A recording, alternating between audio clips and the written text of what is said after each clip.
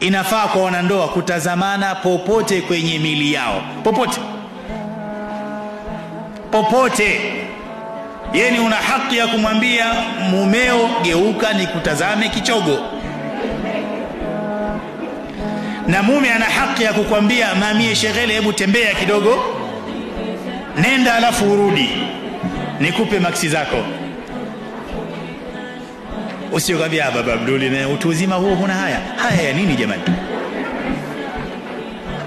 Kwa hiyo kila mmoja ana uhalali wa kumtazama mwenzake, tena kwa matamanio. Bi Aisha radhiyallahu ta'ala anha anasema kuntu aghtasilu ana wan nabiy sallallahu alayhi wa alihi wasallam min ina'in wahidin min qadahin yuqalu lahu al-faraq.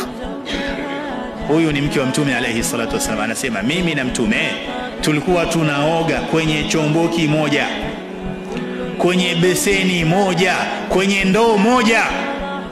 Yani kwa masikitiko kuna mwanamume anaogopa hata kuvaa vesti mbele ya mkewe. Vesti sio tumbo wazi, kuvaa vesti. Na kuna mwanamke kadhalika yuko na mumewe tu, lakini kapiga hivi mlivyopiga mbele yetu hivi,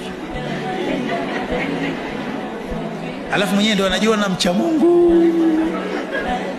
Almar'atu kulluha aura, anakuambia mwanamke mzima ni uchi. Sawa, uchi kwa nani? Kwa huyu aliyekulipia mahari? Hapana.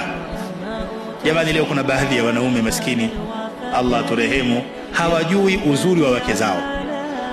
Kweli mkewe chombo, lakini chombo ndani ya box. Mpe fursa mumeo akujue, kiasi ya kwamba akivurugwa huko mtaani na wale wasiojielewa anasema hapa hamna kitu, chuma kiko. Mtaniwia radhi kwa haya maneno mchana wote huu. Ndio semina yenyewe, mnatakiwa muwe na furaha.